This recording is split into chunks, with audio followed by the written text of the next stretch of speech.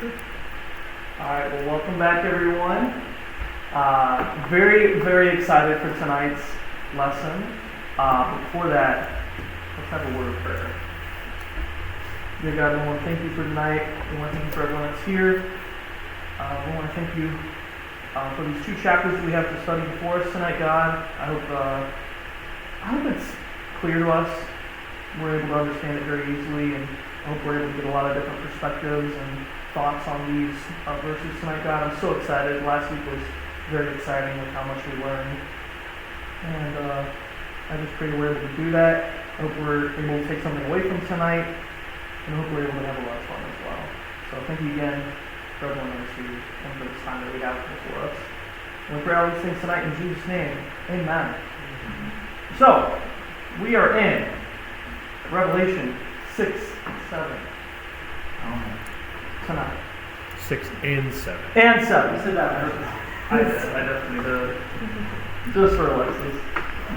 Revelation 6 and 7 tonight. But no, I'm very excited about tonight. So excited, in fact, if you look on the very front of the page here, I asked AI to make a picture of our group. Did not turn out very well, as you can see. I'm trying so hard not to comment on it. So hard. However, they did I'll be the it guy on the right. left. I'll be the guy on the far left. No. No, you're in the middle in the short chair. We're all looking That's at highest. That's highest, you know. You're supposed to be accepting, you know. We're in church. God made me this way for a reason. Yeah, he's got the same hair. I know. No, he doesn't. My hair is different than that. He's got shorter hair. That guy's a loser right there. He's an imitation. I'm sorry. He comes You nowhere you near. just put yourself in the category of loser. I'm sorry. I am, but I accept it. Let's move on. That's why I'm the guy on the left. No, I'm just kidding. So tonight's two chapters. So when I went through these, I kind of like having a theme for each chapter, and it's pretty interesting because tonight the first chapter we're going to read is all about death, destruction, calamity, a bunch of terrible things, basically. And then chapter 7 is life. We're going to see how death isn't the finality for some of us. For those who believe, you know, God gives us life and He protects us from the death. So we're going to really get into that tonight. And let's dive right into it here with Revelation chapter 6. So tonight begins the 7 seals in Revelation. We're going to get through 6 of them tonight. And this is really where Revelation begins here. First, I'd like someone to give me a description as to what the seals even are. What are the seals? You know, Seals? the description I kind of got was like on the book, it is like locks, like latches. Like there's 7 latches on the book the book of life that he has to open. And like normally you'd expect it on the front of the book, but on this one it's the back of the book. I think I saw a picture of that too. Yeah, it's like the 7 latches on the front of the scroll, right? Yeah, and it's like it is all rounded, so it holds it together. But to open it, you have to unleash it, open all 7 of them to open the book of life. And these seals are obviously relevant to the book of Revelation. They're extremely important, but they're also relevant to our lives today, as we're going to see tonight. A lot of these seals, you're going to see some similarities between what we see in the seals and what is going on in today's world. And that's the question. Have the seals already been unsealed in the present? We're going to get into that a little bit more as we progress through tonight. So I'd like for someone to start up our reading tonight, just reading the first 2 verses of chapter 6. I can help. Let's not have just Maddie and Dean read tonight. That's a good idea, too. Okay. Your voice isn't that bad. No, it's just you read so much last week. Oh my gosh. Who put this in there? Are you kidding me? Wait, what is it? They put the You game. lost the game? You lost I lost the game. How do I just see this now? Just read. Dang it. She got you. I watched as the Lamb opened up the first of the seven seals. Then I heard one of the four living creatures say in a voice like thunder, "Come." I looked, and there before me was a white horse. A rider held a bow, and he was given a crown, and he rode out as a conqueror on combat. All right, perfect, thank you. So that is the first seal. So we're going to see four different white, or not white horses, but four different colored horses. And the first seal unveils a white horse. Now, what is the purpose of the white horse? To conquer. What's everyone's interpretation of what it would represent? Is a good question. Typically, when you think of white, you think of something pure, something holy. I don't think in this. Well, I feel like also another thing is like you kind of think of it also as kind of like holy, and this is like a thing released from the Book of Life in general too. And it's not necessarily that he's going to, spring up a bunch of trees, but he's going to conquer, but he is still, from that book. I like that idea, but here's another one, because I thought about this just now. Back in, let's just say, Old England, with the kings and all that, all royalty had white horses, and they had crowns, and they went out and conquered to bring prosperity, but they conquered on a white horse. Interesting. This is the only one that it says has a crown as well. Yeah, That is true. Yeah. because to conquer, you have to be a ruler. And we've definitely seen that throughout history. The conquering kings. I mean, Alexander the Great, for instance. Caesar. Caesar, of course. Yeah. Many different conquering kings, and of course they all wear the crown on their heads. And that's what this white horse is doing. Who would be what would you think would be a representation now?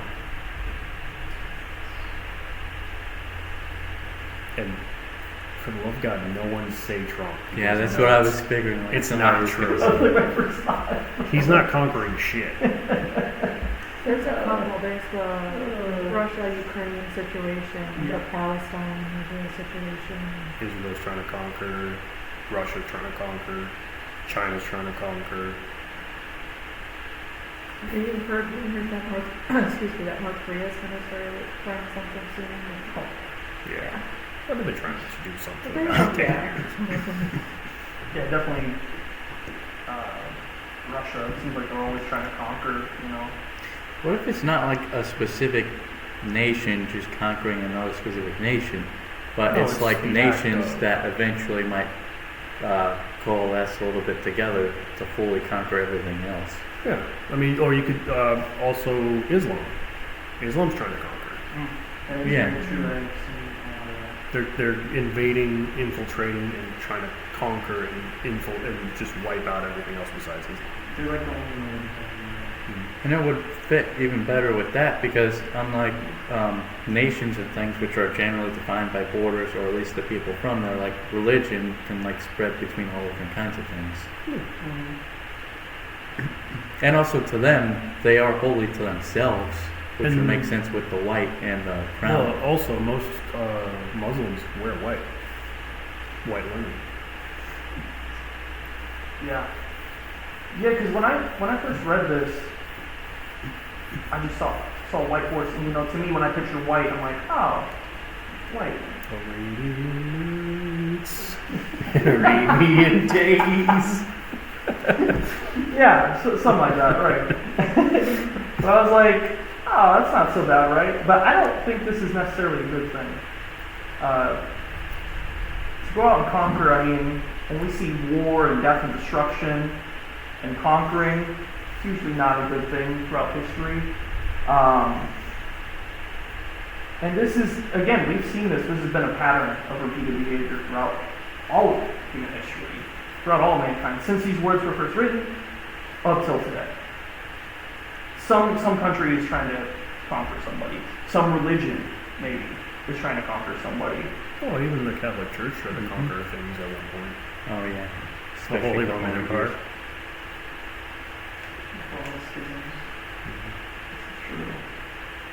Well, yeah, Catholicism tried to wipe out all the Protestants and all that at one point too. I mean, that was what the last crusade we had before the fall of Rome. Yeah, so we've definitely seen that throughout history for sure. I'm going to get back to that in just a second, but there's actually, the prophet Zechariah had a vision with possibly these same 4 horses. We're going to get to that in just a second. But let's read on to the second seal now, in verses 3 and 4. Would someone like to read that? I'll take that Sure. one. You're so willing. And when he had opened the second seal, I heard the second beast say, "Come and see." And there went out another horse that was red, and power was given to him that sat up thereon, to take peace from the earth, and that they should kill one another. And there was given unto him a great sword. Perfect. So this one, to me, makes perfect sense. It's pretty easy to understand, right? You have a red horse given power to literally take peace from the earth, and carried out to kill one another, and given a great sword as well. I mean, War is by far the easiest to understand. yeah. That's just, Because I know there are some interpretations that say it's violence and not war, but war is human. yeah. Violence is too, but violence is everywhere, in every part of life. But war is only human. Yeah, that's true. And it's far greater than just violence. I mean, you can hit someone in the head, right? You know, whatever. I mean, they might get mad at you, but you know, this is actual death. You know, this is like, I'm gonna have a sword and I'm going to kill you. You know, and again, we've definitely seen that throughout history. Many different rulers, many different people, nations, all throughout history, even today. You know, and I thought back to the verse that Jesus talked about this in Matthew 24, where he says in the end times there's going to be wars and rumors of wars, and I was like, wow, that's pretty accurate for today's times. You know, I mean, all we hear anymore, you know, on the news, whenever I do watch the news, I don't watch it too much, but it's just like, oh, this might happen, you know, this nation might invade this nation, and there might be a war, and this and that, and there have been wars as well. So this is the culmination of that prophecy. And then, of course, the red horse, the symbolism behind red blood. I mean, that's all you really need to say there. Any other thoughts on that second seal? I think just kind of between like conquering and war, it's like, I mean, like sometimes with conquering, I mean, you think of like somebody, you know. Well, you can Going conquer after something people. without a war. Yeah, but like Yeah. with war, I mean, even then, there's not necessarily even a reason behind it sometimes too. Like, it's more just trying to think of a good word for it. Prejudices? Well, it's not even prejudice necessarily. I mean, sometimes there's reasons for doing that, but sometimes people just want to destroy everything, like with nothing else in mind. Well, that's a good example. Like the Somalis or the Congo or a lot of the African wars going on right now. Those are senseless. Yeah, whereas with like conquering, I mean, there's like something that they at least try to get out of it somewhat.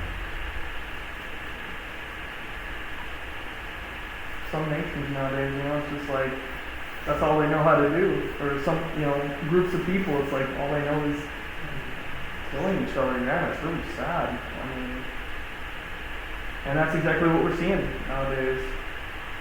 I would like to turn our attention tonight to Zechariah chapter 6. So this is kind of that reference I was talking about. I just thought it was I always think it's cool when it's like another book or like another topic in the Bible references Revelation. It's always cool when it's the Old Testament too. Yeah. And I was just like, I found this verse when I was studying and I was like, huh. Which one's Zechariah again? Which Oh, you're what page are you on? Just general. I'm on 1120. You might be close there. Yeah, here you go, Zechariah. Oh, which Got it. one was it? Chapter 6, verse 2. And basically it says, kind of goes on a little bit, but just to summarize, it says that he turned, lifted up his eyes, and looked, and behold, there came 4 chariots out from between 2 mountains.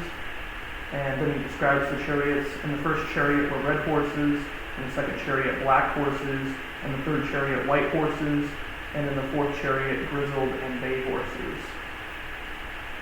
Now I'm not saying they're the same exact horses, but to me the fact that we're going to find they're the same exact colors is pretty interesting. What was the order again? Red, black, white, and then it says Grizzled and grizzled Bay. and bay. That sounds about right. I Think of know. it like if in the old times, that is warfare. First there's war, then there's death, then there's conquering, and then there's slavery. That makes no sense. Yeah, and they definitely seem like the same horses to me. Just Yeah. using their interpretation of war, post ours. Mm-hmm. And it also says that these are the 4 spirits of the heavens which go forth from standing before the Lord of all earth. Yep. And they go in different directions, it looks like. Yep. So you can kind of read through that whole chapter on your own, but to me, I just thought that was really interesting. I mean, it makes what we're going through, it's like, wow, it was in the Old Testament as well. It just brings more proof to me personally. It makes more sense in the other different ways because you don't see these same things in the same animals. Yeah. That's very true as well. So I don't know, I just thought that was pretty cool. Any other comments on the white and red horses before we move on? I think we did. Plus, we got a lot to talk about with this next one here. A lot. So the third seal, if someone would like to read Revelation verses 5 and 6.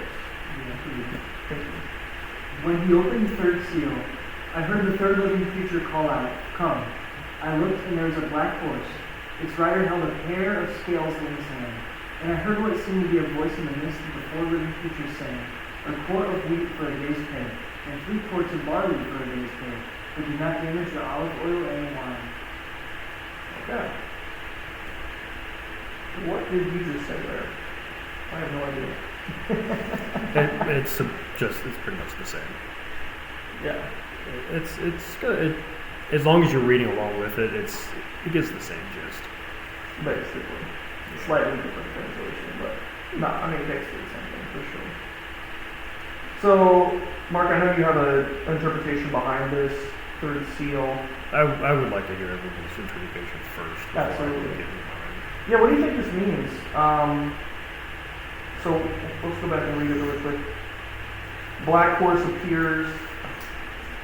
He has on him a pair of balances in his hand. So that's a scale, essentially. So you have something on one side, another thing on the other. And what's on them? A measure of wheat for a penny, and 3 measures of barley for a penny. Oh. And see thou hurt not the oil and wine. So you have wheat on one side of the scale, right? 3 measures of barley on the other side of the scale. No, No, it's not No. on the scale, I don't think. Is that on No. the scale? But somebody says he it. says that's what they're equal to. They're equal to 1 penny. Okay.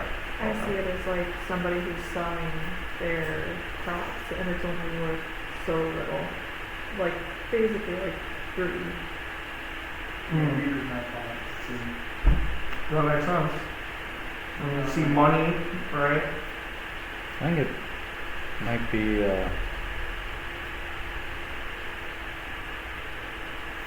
I don't know. It seems interesting. Like I don't necessarily see it. I mean, I guess it could be Greek, but I see it a little bit differently because, like, the fact that he has a scale anyway.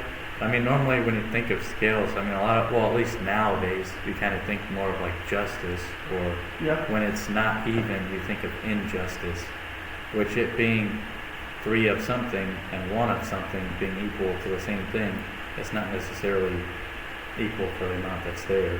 Oh, it's the 2 different products equal the same thing. That's Well, yeah, but they're. economics. I mean, I know that, but I mean, like, what I'm saying in You're- general is it's saying, like, this thing is more valuable than this thing, essentially. There's less of the wheat for the same amount as the 3 quarts of whatever for the same amount.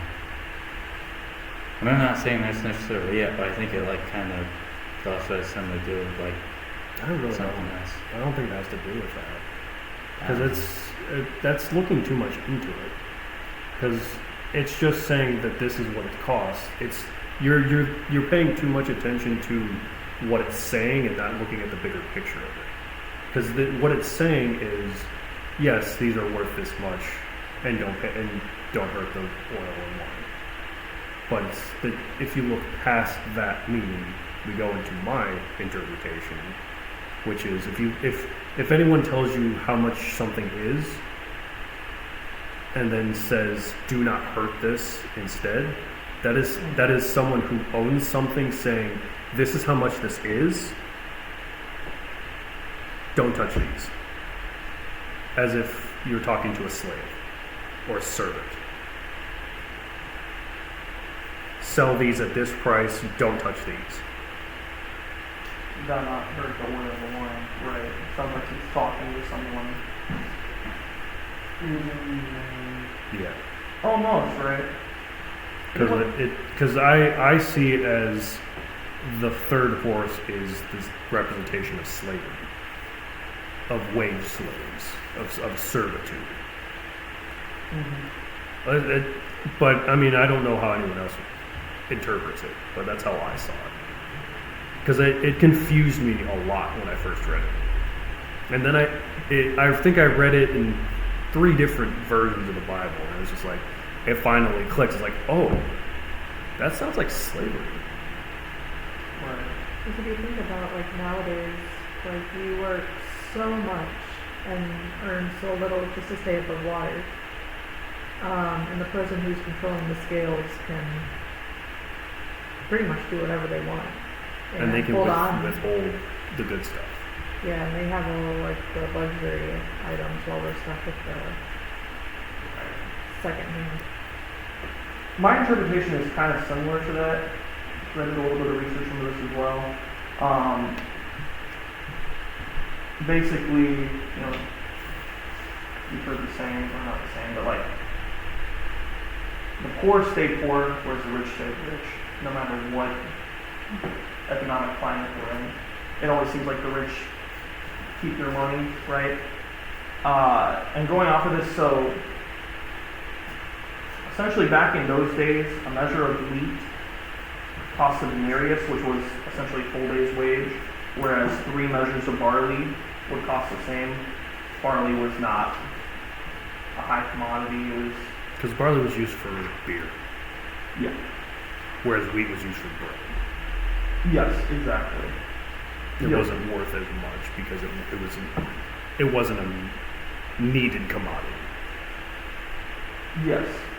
And so the verse kind of highlights the differences in money for that. And then the end, to me, when it says do not harm the oil and wine, obviously that could be a slave owner saying, kind of demanding, don't harm the oil and wine, right? It also could be, because again, back in those times, oil and wine were very expensive. And Wow. usually used in religious practices. Especially the Yes.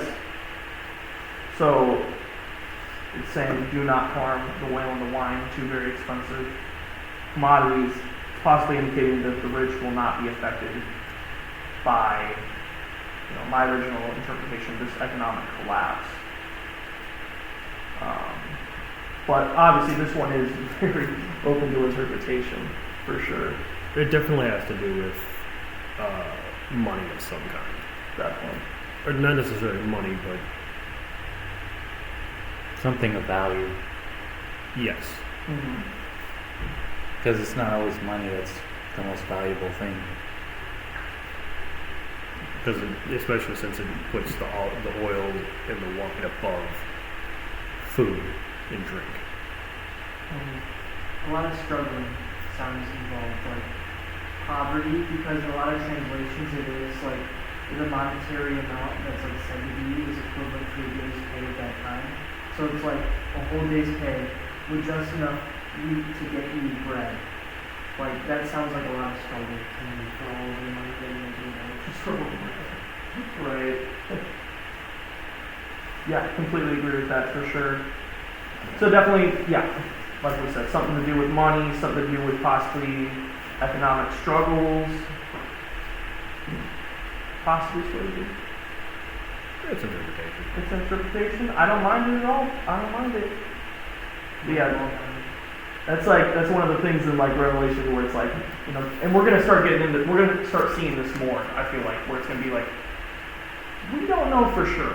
This is our best interpretation of it. You know what I mean? And that's at the end of the day all we can really do. But I do enjoy it a lot. So that is that. Any more thoughts on that? I think we get it pretty good there. Let's move on to the fourth seal now. The final horse. The pale horse. If someone would like to. I do.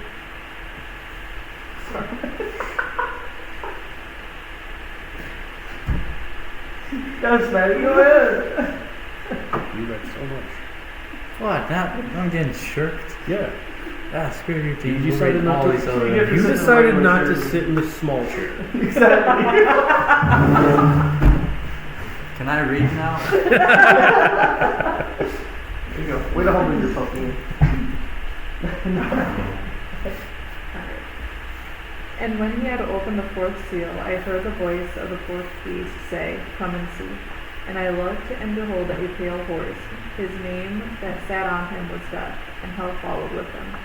And power was given unto them over the fourth part of the earth, to kill with the sword, and with hunger, and with death, and with the beasts of the earth.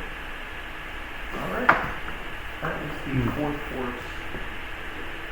I like how it even uses the beasts of the earth, where it's not just implements of war, but the creatures of the earth are at his beck and call as well. Yeah. So you're going to be fighting bears. Literally.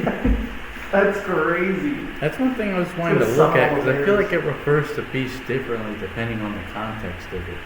Like Yeah. throughout the Bible. Like, I mean, it does refer to animals as beasts on certain occasions, but it also refers to completely different creatures as beasts Yeah. also at the same time. I mean, it So could. it might not even be like a bird or something attacking you. It could be like this whole other creature. Well, no, that because happens. in the Bible, birds are not considered beasts. Well, yeah, but that's what I was kind of meaning at. Like, it might have another meaning for beast. Well, usually when it's talk about beasts in the Bible, from what I've seen, it is basically anything that is predatory, that is carnivorous, and attacks to eat meat. That's usually what a beast is, unless they're talking, because they don't even say cows are beasts of burden. They say they're what do they call them? You know, they would call them cattle sometimes too. No, and when in the Livestock? no, it's Sorry. remember the four beasts. One of them was the Oh, you're talking about the four beasts in the room? yes. Well, that was another thing I was mentioning, because it was like a mixture of different things. I don't remember. Because one was It was towards the beginning. There was a bird, one of a human, one was a lion. and then the other one. bull attack? I don't know. No, you're right. The first Well, one of them had the head of a human, didn't it? Yeah, Lion, we're not calf. talking about that one. We're talking about the Oh, second one. yeah, yeah. Calf. There we go. calf. Yeah. Because it's the Oh. beasts. Because it's the attacking beast, the beasts of burden, and then the beasts of the air, and then the human beasts. Right. It was like all four major. That's right. And that's what I'm getting at is when it says beasts of the earth, it means the beasts that it will attack. Would be because they're the only things that are cause death. Cattle are not going to actively go on a stampede to trample everything. I don't know. They might, but that's That was only giving me a bit of a look. It They depends do on if whether they're- you're. They do if they're a friend, but Yeah. we were talking about actually seeking out and hunting. They Right. typically wouldn't do that. no. Even bulls don't do They're hunting outside. What about the black widower? that. No, Those will actually go out and hunt hunters. that's different. That's one specific case. Is that And the that's an outlook? genius. That's a very specific case. Wait, what? Okay, I gotta read this first really quick because Because it defeats the purpose of what I'm saying. this is kind of. You're going you're thinking too hard on this. I just remember I just dumbed myself down. Yes, please do. I'm kidding. Dumb it Don't. down. Dumb it down. No. Alright. Okay, I just gotta remember where it's at. It's in Leviticus chapter 24. Didn't it mention a Leviathan somewhere too? We just finished We're that not too. there yet. Leviticus? We're not there. That's 24. Yeah, Leviticus 24. So in Leviticus 24, God's talking to Moses, and we're talking about the beasts of the earth being sent to kill some of humanity. This kind of describes the same thing. I just can't remember what verse it was. Wait, you said 24? Yeah, 24.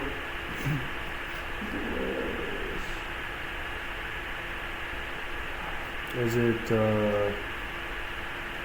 it start in 10? Yeah, I think it's like the second half of the chapter. I think it's 16. It looks like it.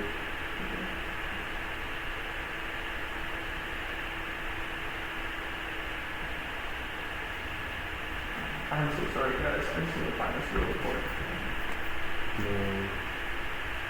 Because that's when you get the saying eye for an eye. Right.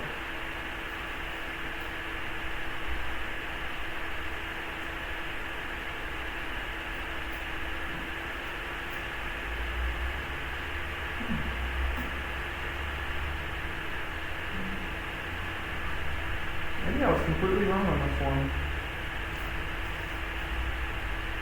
No, because this is more about if someone kills beasts. Yeah. No, I was completely wrong on that. I thought for sure there was some verse. I remember seeing it where it was saying like God sent some of the beasts, like some of the livestock, to kill some of the Israelites. But whatever. I mean, that kind of reminds me of David. Yeah. How there was a beast that that his father called a demon. Verse 22. Oh, is it 22? 22. Wait, where? Leviticus 22.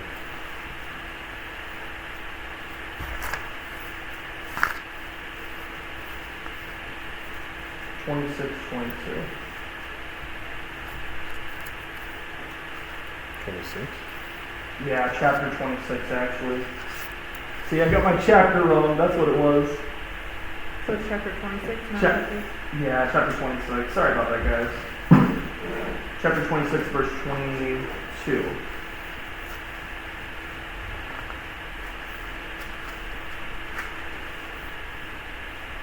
Yeah. It says, God says, I will also send wild beasts among you, which shall rob you of your children and destroy your cattle, and make you few in number, and your highways shall be desolate. So I just thought it was another interesting parallel. Like God's done this before. He's sent Wild beasts. wild beasts. Because like back then in that area there were lions and there wasn't really bears. There was mostly lions and wolves. Mm-hmm. But he could send them at any moment, you know. So it's pretty interesting to think about.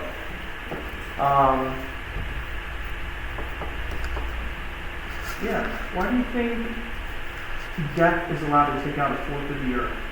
Why that number? I think all the horsemen are actually responsible for a quarter of the earth. That was what I was. He was confused about that earlier. Yeah, because when it The way it's mentions. worded. Yeah, because when it words it, it says. Dang it, where did it go?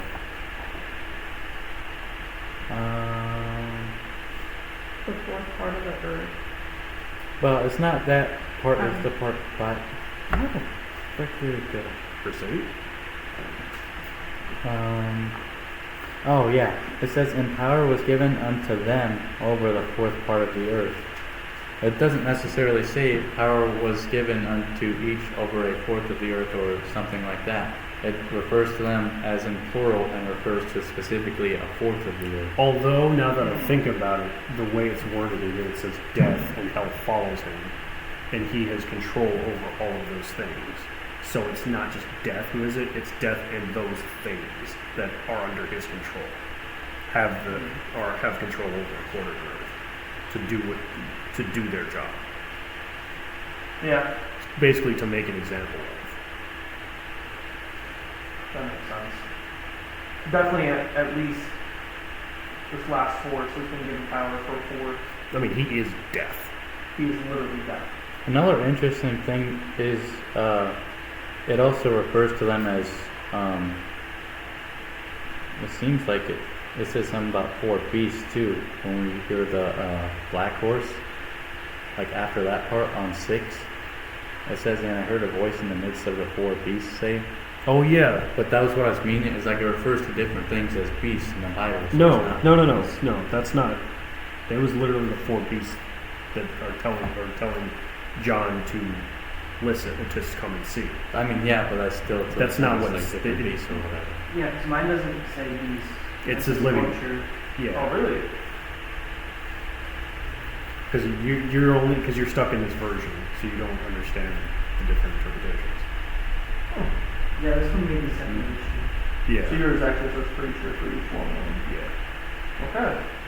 Because in their version it says living creatures. They're not the four beasts. They're living creatures. The four living creatures. So it makes it easier to understand. Yeah. That's why I have the multiple versions.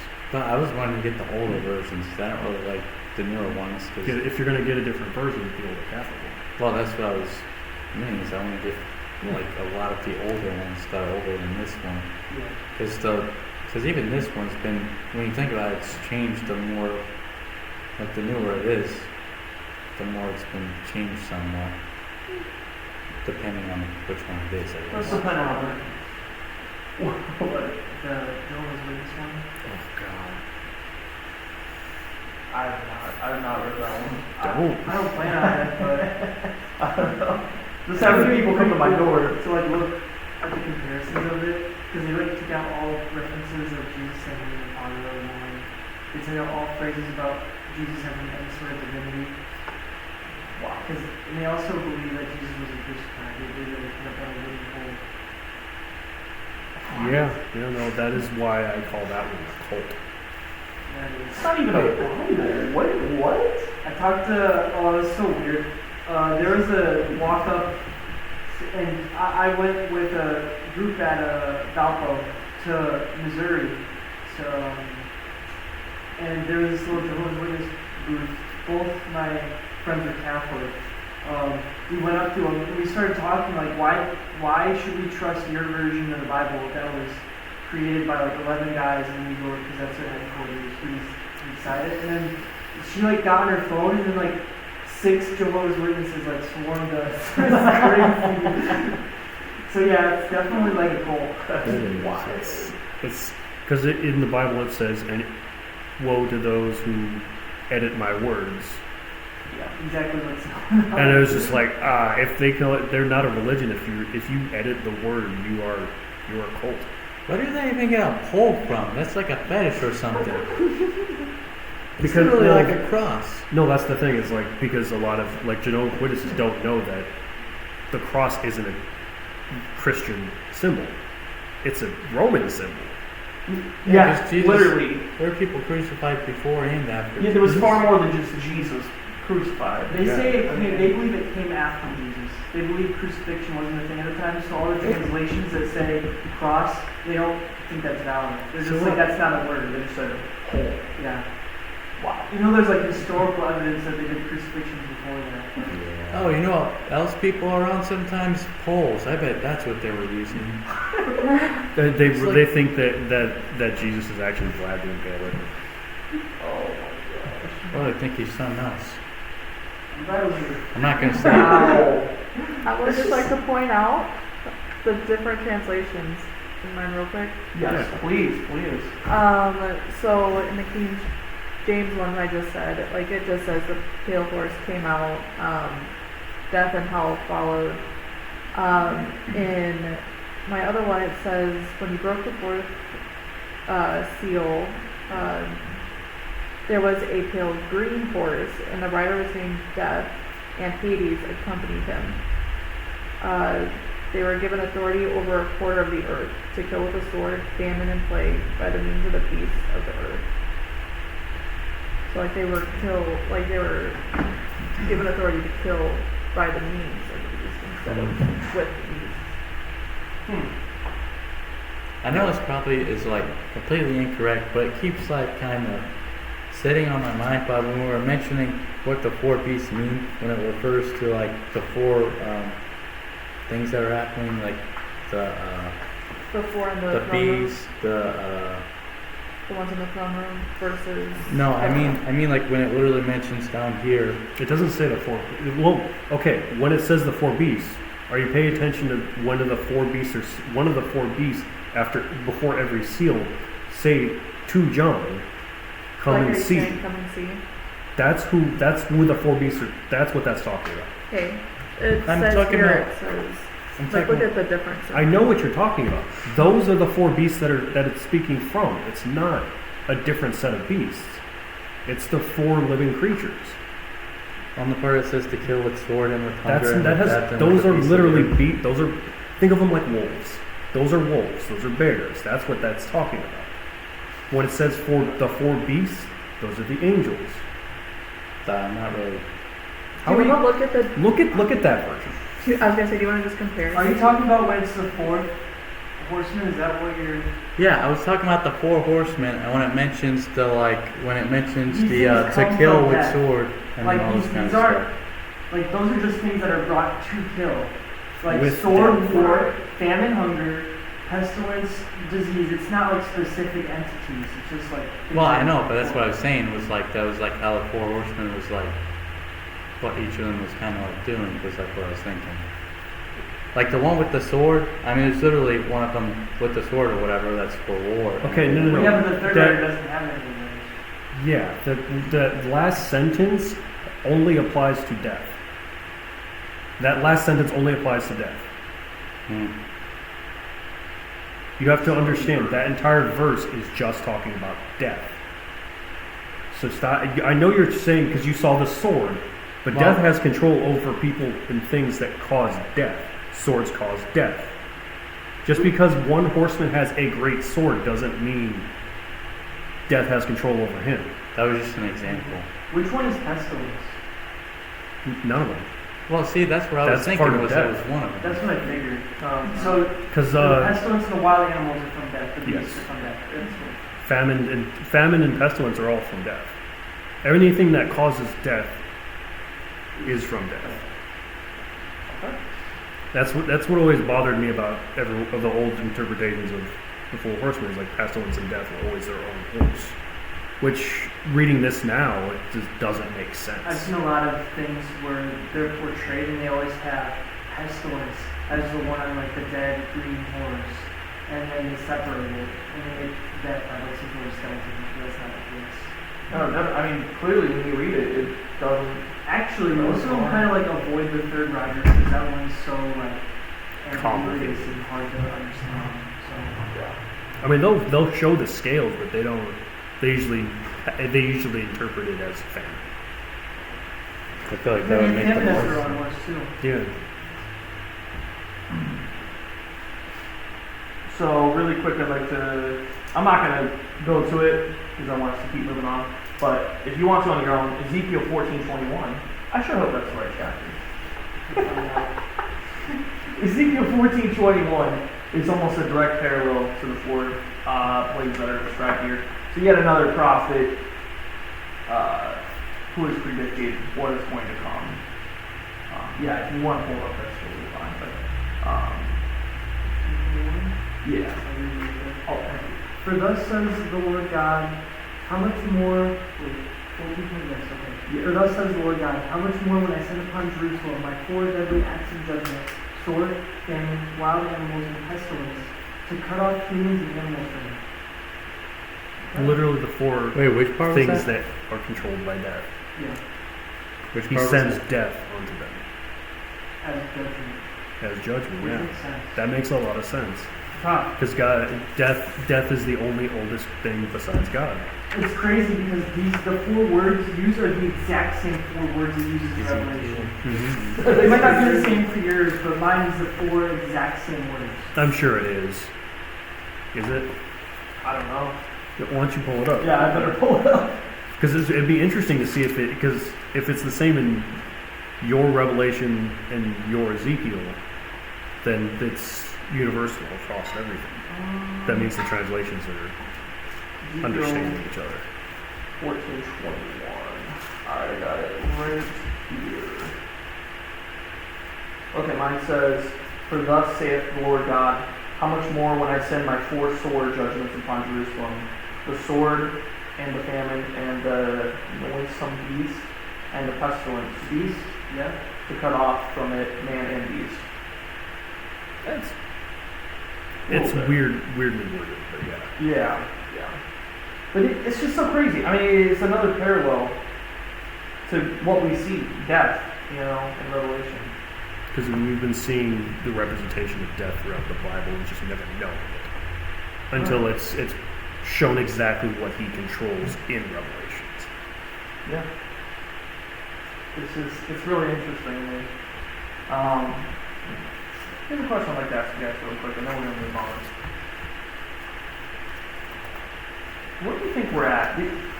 In terms of these seals that we just talked about, the four horses and all that, where do you think we're at? Have we seen this fourth seal in civilization already? Death taking out a quarter of the earth. I mean, this is just open for interpretation. I'm sorry, what just happened in 2020? And what caused wars? There's a lot of wars, a lot of disease in that year. You could push it back even further to the Yeah. Black Plague where Oh, yeah. Yeah, Where wasn't the it like population. third of Europe, or half of Europe was wiped out, which was like around a quarter? Well, even the Spanish flu was much, much worse than COVID. Yeah, Yeah. because we dropped down to like a quarter of our population. Something like that. And that was still. Because I would say COVID definitely took out a quarter of human population. What do you say, sir? No. Think of it like this. How much has China talked? China hides everything. Yeah, including their population size. Exactly. So it could well be. Because you can't just say, oh, it took out a quarter of our population. But you have to consider China is 3/4 of our population of the human race. Well, the thing with them lying about the population size is they actually over-exaggerate the Oh, yeah. population. But still, there's billions of people in China. Just China. Yeah, along with India too. Yes. So that is What a nice place. 3. Oh, Whoa. gotta love it. But it could easily be a quarter of the population It's a lot of if they didn't fudge it. Oh, man. That would be like 2 billion people dying. Yeah. From just saying 2 billion people died from COVID. Would you be surprised? Yes. Then, I would be then you very don't surprised. understand how dangerous COVID was. 1 in 4 people on the entire earth died from COVID. Yeah. That's a quarter of the population. That's what I'm saying, is what you're saying. 2 billion people died on earth from COVID. And by the way, Yeah. if we ever upload this episode, we're totally getting shadow banned and channel. Oh, I don't care. I can edit out. They're gonna hear this and be like, "What? What did you say?" Oh, we gotta mention Oh, just Winnie wait the till we Pooh get to then. fucking. Start talking about the elites. We start talking about the emperor and what Cain, What? His Cain and theory the on emperor. Cain. Cain and the Like emperor. Abraham, yeah. Wait, what? When in Revelation are we going to get into the finals? Yeah, fair. The seventh seal is the Epstein files. We're gonna go through all 3 million files. All right. Anyways, let's move on, guys. We gotta hurry up a little bit here. So, would someone like to read verses 9 through 11, the 5th seal? Ian. Oh, wait, now you want me? Ian, please. And when he had opened the 5th seal, I saw under the altar the souls of them that were slain for the word of God and for the testimony which they held. And they cried with a loud voice, saying, How long, O Lord, holy and true, dost thou not judge and avenge our blood on them that dwell on the earth? Do you want me to read more? Verse 11. And white robes were given unto every one of them. And it was said unto them that they should rest yet for a little season, until their fellow servants also and their brethren that should be killed as they were should be fulfilled. All right. That is the 5th seal. So, I think it's like martyrs. that's exactly what it is. Yeah. Thank you. So John sees the souls of those who have been killed for their faith. And what do? In verse 10 it says they cry out with a loud voice, saying, How long, O Lord, holy and true, dost thou not judge and avenge our blood on them that dwell on the earth? So they're crying out to God. They're saying, how long until we get our revenge on these people who killed us? You know, we were killed in the faith, while these people get to live, you know, and be around. But we will see revenge is mine, says the Lord. So yeah, that's a pretty good analogy, or not analogy. They are definitely martyrs for God. Any other thoughts from those 3 verses? So is the 5th seal God like acknowledging them and saying you will know with tears? That's Like, what do you I guys just think? I would say he's he's at least Right. acknowledging that they died for him, and that there will be more that will die for him, Yeah, he says wait until the number. and that they will get their he will get the revenge for them in the future when everyone has died for him. And it says that white robes were also given unto them too before he says that to them too. So I think it's another thing with him acknowledging them also. Yep. White robes.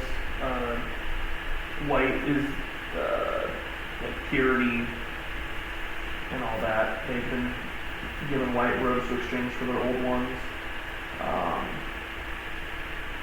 We live in a world where egotistical rulers, death, famine, and economical ruin pervade our lives every day. These martyrs are told just to wait a little longer and that the story isn't finished yet. What do you think the end of verse 11 is talking about? Let's read the end of verse 11. They said unto them that they should rest yet for a little season, until their fellow servants also and their brethren that should be killed as they were should be fulfilled. There will be more. Yeah, I think because it's in the midst of Revelation, I think it's kind of like happening during that time, but it's not over yet. It's kind of Well, like I think it's more of the ones that are crying out are the ones that have happened throughout history, and God is now, or God or Jesus or whoever is acknowledging them now as He's opening the seal, and they're saying, "Well, how much longer do I have to wait? I've waited this long." It's like, you just wait a little longer. Wait for the rest of your brothers and sisters to come to us, and then we will get their revenge or justice. I think justice fits a little better than They want revenge. He's gonna give them justice. What is that how they have to wait a little season? Wait a little season, yeah. I mean, it has been 2,000 years. Just a little longer. God's like, what? That was nothing. It's probably more like just a couple more months. It's fine. It's fine. 650 million years. It's fine. Oh man. Yeah, good point for sure. Just a little season. Any more thoughts on that? It's pretty straightforward, I It feel is like. very straightforward. Yeah. Let's move on to the sixth seal. I'll do that one. Thank you. It's what 12 through 17. 17. And the stars of heaven fell unto the earth, even as the fig tree casteth her untimely figs when she is shaken of a mighty wind.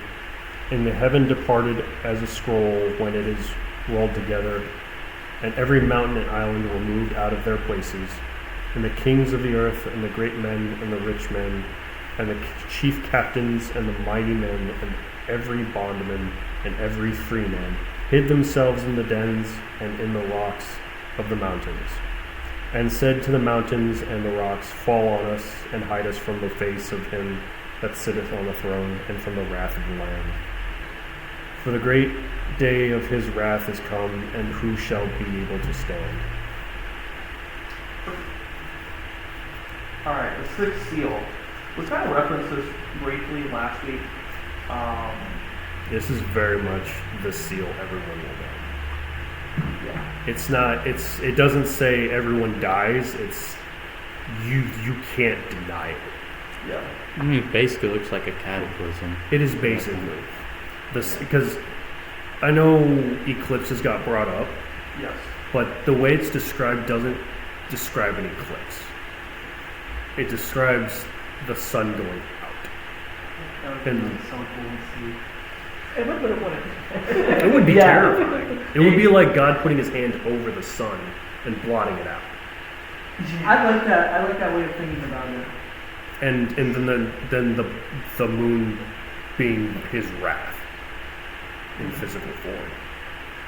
And because he's moving the earth fully, moving all the tectonic plates at once, and everything is out of place. And all the winds and everything just like if actually, you know what would be crazy? If you took out the sun and the red would stop the earth for a second. Really?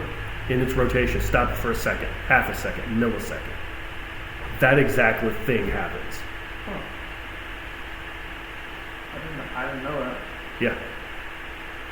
Except if it does happen, it would have to be micron of a second, because if it any longer, it would destroy the entire surface of the planet. It would wipe it completely through. Because I was actually just researching this. I mean, it wasn't necessarily related to that, but I was researching it in general, that exact situation. And you would actually lose the atmosphere too, for Really? very briefly, for however long it is. Towards the second, that's when it gets really huge, because then it like basically screws with gravity and everything too. So the ocean and everything else would literally start moving up slowly, and then it comes straight back down as the Earth starts spinning again. But that would cause like a huge wave among a whole bunch of other things with all the tectonic plates and everything to go all the way across the entire Earth, basically. And on top of that, you would also have all types of radiation from the sun and all that kind of stuff that would appear too. Yeah, because it would block out the light from the sun. But it wouldn't. Radiation is Well, gamma alone would go through everything. basically, even the saliva in your tongue would start boiling. Really? Everything, every fluid in your body would start boiling because of the radiation. It's I hear stuff like that, and it's just like, there's no way that this isn't true, because why are we in an orbit to where if it was messed with a fraction of a second, like pretty much everything would be destroyed, you know? yeah. That's just how I insane like because that that using a scientific way, that is the most logical way I could see it happening. Because yeah, God just grabs the sun Good luck. and just says, it just kind of stop. To see a giant ant come out and grab the sun. That'd be like, Right? There's that. There's so much going on in just these 5 verses here. You know, I mean, it's sun becoming black, moon becoming blood, stars of heaven falling onto earth. Well, also, think- that was weird. I think the sun would still be as like it wouldn't like cool or anything. It would still be as hot as it is. What if, It would just be the color from it that would be completely gone. Because if the sun went out, everything would completely freeze. Like Yeah, we it doesn't would say the literally sun just be is dead. gone. yeah, no, I didn't say It says the sun. sun's color. there. It's No, just there's a way to do it. Because if God let the sun go supernova and protected the Earth, Mm-hmm. it would, the amount of time it would take for the supernova to encompass it, it would, because we have what's the barrier? No, the actual heavenly barrier. Firmament. Oh, we have the yes. firmament.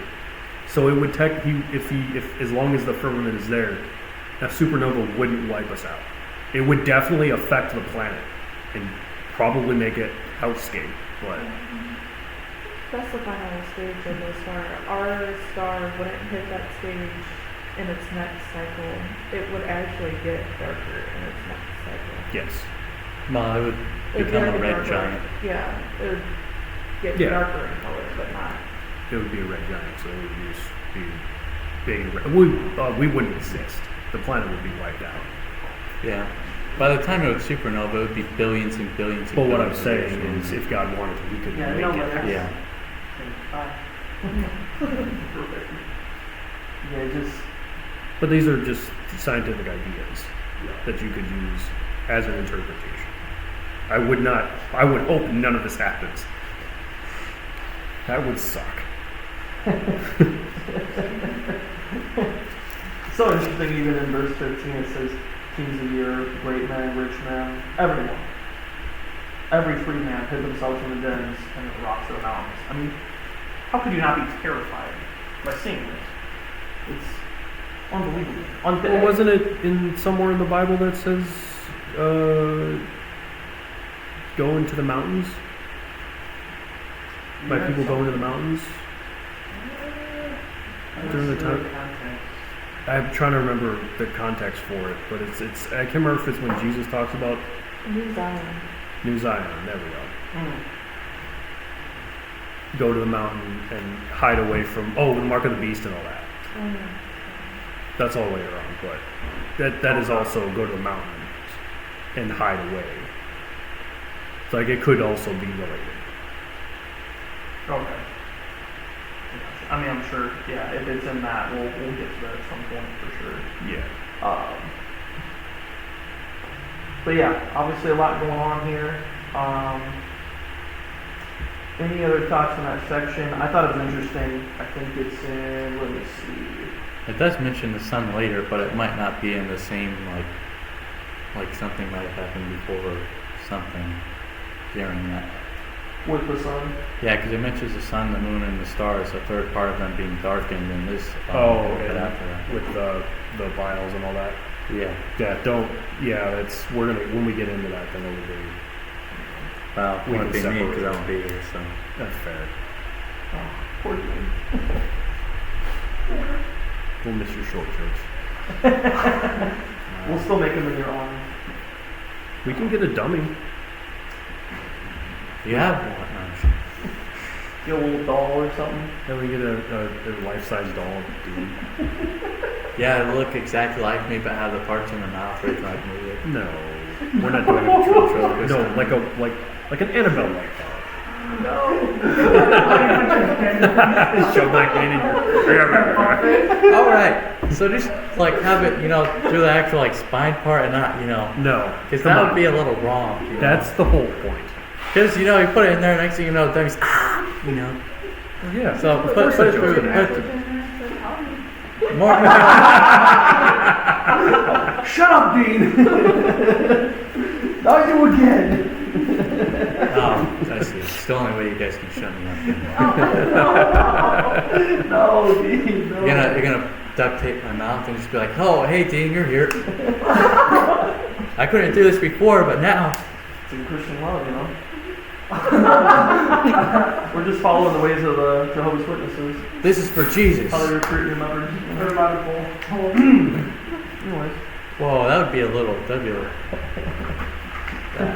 No, we'll make sure you Have actually some have light something shining out, other have a than pole down short there. shorts. Huh? We'll make sure you don't have short shorts on. Jeans. Okay, I'll give you jean shorts. Not short That's jeans. the new way. Gotta have real jeans. You want some Daisy Dukes? That's on you. That's crazy. I'm getting real farmer's jeans, you know. Daisy Duke is a fun. Screw Daisy Duke. A lot of people did. Yeah, I'm sure. All right, let's move on to 7. So, yeah, we just spent a long time on 6. Oh, wait, Yeah. wait, did we talk about the sky vanishing? We did not. No, we did not. That's part of that because it's almost like God, because it said it rolled it up like a scroll, like it wasn't like he just blotted it out. He rolled up the sky, like the whole heavens got rolled up into a scroll. Well, there was a woman on TikTok who, it was the morning after she saw the northern lights, she went outside and she looked up, and it was as if you were looking at the scroll, not in the way that like you would unroll it and like you're looking at the paper as you're reading it, but sideways as you're like seeing it swirled. And she looked up and she was like pretty much at the North Pole, and you just see it like swirl. Like if you're looking at the side of a scroll. That makes sense. Yeah, when you think about it, this is from John. It's not like he's like, Jesus or something. Like he's looking at it from the perspective of a human. She had pictures of it, and I wish I didn't uninstall TikTok in this moment. So I can pull it up, but Yeah, because when I was doing research on this, I saw pictures of the scrolls or the 7 seals, Yeah. and it brought up that picture. Like it was kind of like what you but described it's earlier, the side of it. but it's the side of it, like the Like- very side of it. Yeah, Yeah. like the tube part of it. Okay. So it's like a center of Yeah. Pretty much. I like that. I'm glad the islands were used too. No one really wanted All of them.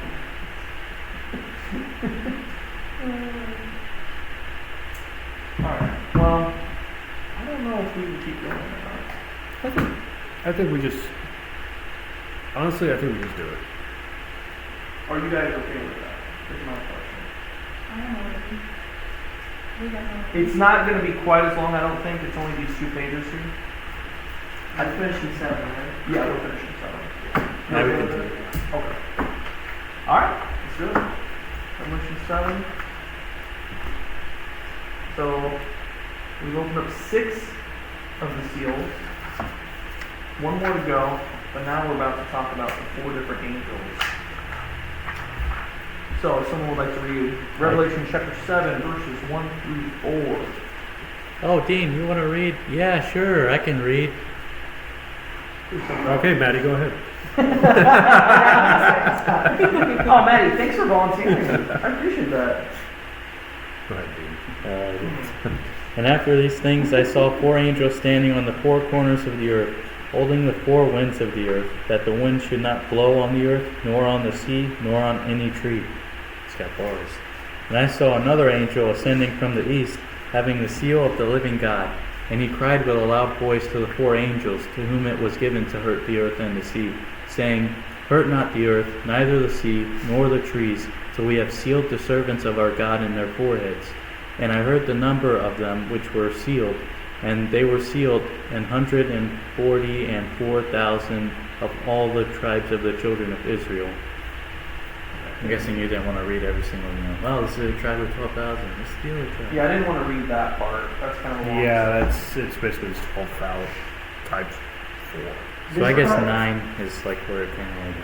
This part is also one that's very misused by other religions. I know like for instance, I know the Hebrew Israelites believe that only 144,000 people are in. The Jehovah's Witnesses, that whole weekend we did like a deep dive on Jehovah's Witnesses. They believe that there will only be 144,000 Jehovah's Witnesses. You know, I was thinking about this earlier when I was reading it, and I just thought about it now. If you take 145,000 and you use that as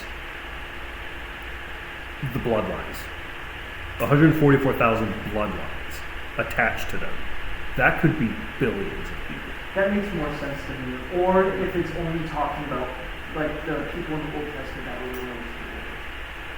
That's Because the fair new too. covenant wasn't founded yet. That's fair too. Yeah. I like both of those. Yeah. Because, like, if you think about it, a lot of people don't even think about this. The tribes, the 12 tribes, they still exist, but they're everywhere. Like, we could have it in our blood right now, and we would not know it. Sure. Yeah, that, you know, that was a once small nation, obviously grew into, I mean, yeah, you're exactly right. I think any one of us could be technically part of this bloodline, you know. I mean, it's likely that like almost everybody is actually from the bloodline, but not everybody would be sealed necessarily. But it's definitely not strictly that number, because like when you look at how it works, it even says, "And I heard the number of them which were sealed, and there were sealed 144,000 of all the tribes of the children of Israel." It doesn't specifically say like people of this or something. It says of Yeah, it all doesn't the say all tribes of the people. children of Israel. It just says you could just use it as the bloodlines. Yeah, because that's basically what it literally means by tribes too. Yeah. Right. Yeah, it definitely opens up. And especially And- since we also know God doesn't exactly use the same time or number scale as we do all the time. Mm-hmm. And when you think about it, the farther back in time you go, it's likely the less amount of humans, as compared to now at least, that you would see. Yeah, 144,000 is Relative to not It, unheard of back then. yeah, Because humans did not spread out that fast. Like in the last, what, like 5 years, there's like 3 billion people. Because it wasn't until the early 1900s that we even hit a billion. Yeah. So, these four angels that we read about, it says they're standing on the four corners of the earth, holding the four winds of the earth, that the wind should not blow on the earth, the sea, nor on any tree. I just think it's interesting the purpose of these angels here, what they're meant to do, you know, kind of holding back more. Ooh, I wonder if it's a part of the last seal. I wonder if they're the ones holding the destruction away. Possibly. you know what else is kind of interesting though? It kind of, I mean, not necessarily that's a part of it, but it kind of reminds me of like, in general, like the atmosphere in general, like on all the different spots. Because when you think about it, the biggest thing that would come from that is like solar wind, which would just wipe everything away. And it's the one thing that's like with the boundary of like separating that type of thing from happening in general. Yeah. Not necessarily that it is that, but I mean like it's kind of parallel to it somehow. It could be the different kinds of winds. I'm thinking of it as like a calm before the storm. Yeah. If I'm 'Cause we thinking do of it have- from the seventh seal perspective. Yes. If everything stops, if all the wind stops, if all the oceans are stopped from moving, the sky opens up. I mean, think of if the winds are blowing and the waters are still like freely moving. Like, what would happen? We don't know. Like, if the sky opens up, we don't know what would happen. All that stuff. And if it's quiet, the sky opens up, nothing happens. Because he takes down the firmament then. And it's Oh, right. You'd be able to hear the trumpets. you'd be able to hear everything. Yeah. So that does make sense to me. That definitely makes sense in regards to the seventh seal, which we're going to get to, unfortunately, next week. But that does make a lot of sense. Because the end is the beginning. Makes a lot of sense for sure. We're going to move on to verses 9 through 11. I'll just read those real quick. It says, After this I beheld, and lo, a great multitude, which no man could number, of all nations and kindreds and people and tongues, stood before the throne, and before the Lamb, clothed with white robes and palms in their hands, and cried with a loud voice, saying, Salvation to our God, which sitteth upon the throne, and unto the Lamb. And all the angels stood round about the throne, and about the elders and the four beasts, and fell before the thrones on their faces, and worshipped God. So this is just, they call it the great multitude. To me, I thought about it, I'm like, this is a perfect representation of what heaven will be like. You know, everyone from every tribe, every nation, every tongue, every skin color, every group, well, not every religion. But, Every origin. every origin.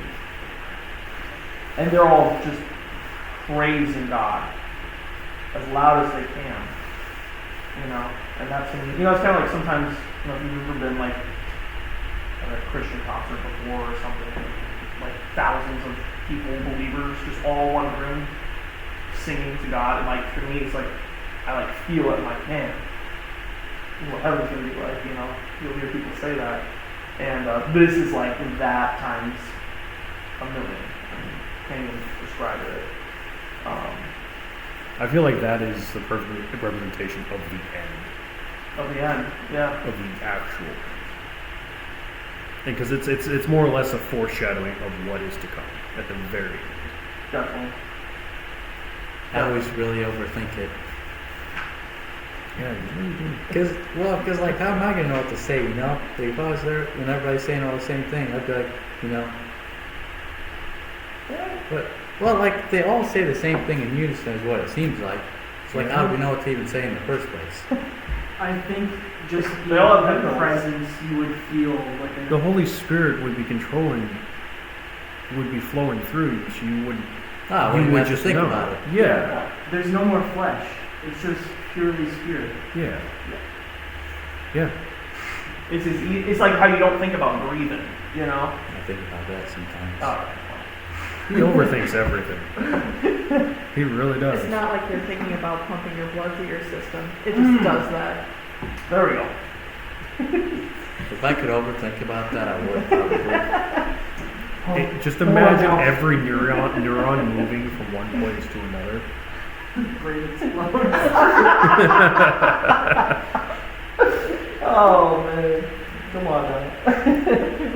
I would just write on paper after my head explodes. I think I'm overthinking this. All right, who's got the last bit? Alright, last bit, 13 through 17. I can do it. Alright. Let him finish it out. Wait, what? Hey, you know what? It's his last time here, so. Yeah. You can finish it out. Before you guys make the dummy dean. Alright. And one of the elders answered, saying unto me, What are these which are arrayed in white robes, and whence came they? And I said unto him, Sir, thou knowest. And he said to me, These are they which came out of the great tribulation, and have washed their robes, and made them white in the blood of the Lamb. Therefore are they before the throne of God, and serve him day and night in his temple, and he that sitteth on the throne shall dwell among them. They shall hunger no more, neither thirst any more, neither shall the sun light on them, nor any heat. For the Lamb which is in the midst of the throne shall feed them, and shall lead them unto living fountains of waters, and God shall wipe away all tears from their eyes. I feel like this is talking about the faithful when we'll talk about it later with the number of the beast and all that. The faithful that stay faithful. That's why it's the multitude, those who are actually that stay. Because these are also the people who get the mark of God on them Yes. too. Yes. That's what the people from the tribes and everything are. They're the people who have the mark of God. I heard this interpretation last time, which I really liked, with the God wiping away every tear from your eyes. That's like separate from the the interpretation that I heard. Think of all the people you know and love that don't believe and won't believe. That's your separation from feeling bad about them being gone and being filled with God's presence. That's the interpretation I heard, and that made sense to me. Yeah. Because at that point, you no longer, all that matters to you is what's in front of you, your Father in front of you. And you don't think about the things you've lost, or the thing, or people you've lost. That's what, like, a lot of people always think, oh, but won't I miss this person or that thing? It's like, no. You're literally in the presence of God. Like, it's going to be your only concern. It's all you're going to be thinking about, you know? Yeah, I asked, what does it mean when they say they wash their robes and make them white? Kind of self-explanatory. You know, the same, everything that we've done on earth, we've been made new. Our robes have been washed and we've been made white. And now, all we have to do, all we're going to do, is praise God. And we're going to be part of that great multitude, which is really awesome. And that's basically it for chapter 7, unless anyone has any other thoughts on that. I think we're good. So we're not going to see you again? I'll always be with you. Really? You're actually going to be like gone? Hey, Your lunch is at 7 o'clock. That's fine with me. That's when I eat dinner. That's like in the middle Actually, of sometimes I eat my lunch dinner at like 3 in the morning. That's when Wow. Can Are you I- still can I get in back this to my area, or are you question? like going? No, he's starting a new job. I'm going to China. Talk about. He's To going talk to Dollar about Winnie General the second Pooh. shift. Trying to convert? No, I'm talking about. I'm spreading the idea of Winnie the Pooh across all of China. You're getting killed. It's for a cause. Your death. All right, I'm just not die, you know. You're not immortal. Well, I'm not saying I'm immortal, but like somebody stabs me, I'll just be. Oh, I'm not gonna die now. Then That'll be later. No, they'll just send you off to the Arabs, and they'll give you the Muslims, and they'll chop off your head. Yeah, you I'm- might be no, in more trouble wait, than hold on. this. They sent me to the Arabs. I'm actually 0.1% Arab, so they'll give me a pass, right? So then No. I'll come back over here again. Nah, you Yeah. look like you're Jewish. I will paint myself and dye my hair. You can't get rid of that That's worked curl. out very well for people in the past. Oh yeah, I'll get a straightener for my hair, you This know. is getting worse and worse. This needs to be cut. Cut all of that. All right, let's just end this and Can we end it? get into the prayer. Oh. Let's I'm just gonna pray. And then we'll, yeah. Dear God, thank you so much for tonight. Oh wait, hold on. We do need to pray for health of everyone in this room. Yes, we'll definitely pray for that. Dear God, thank you so much for everyone that's in this room tonight. We do want to pray for the health and well-being of every single person in this room, God. Just continue to watch over them like you always do. We thank you so much for everything you've given us, God. And just let us know that even when we're afraid, you know, we read some of these events in Revelation 6, and it can be scary, but God, we have to know that if we trust in you, if we believe in you, there's absolutely nothing to fear. So, I'm just so excited to be a part, and just everyone in this room, you know, to be able to see them and to be among the great multitude, to praise your name forever and ever. I mean, that's going to be unbelievable. So we praise you for that. And thank you so much for the thoughts that were shared tonight, for the conversation, the good times, the laughs that we had, and just all the good memories that we've made. We want to pray, especially for Dean, going to his new job, that it works out for him, that he has a great time with it, and we're going to miss seeing him here. So just pray over him tonight, God. And we thank you for all the blessings you continue to give us, and pray for the rest of this week, God, for everyone in this room. And we pray this in Jesus' name. Amen. Now I get to see what -20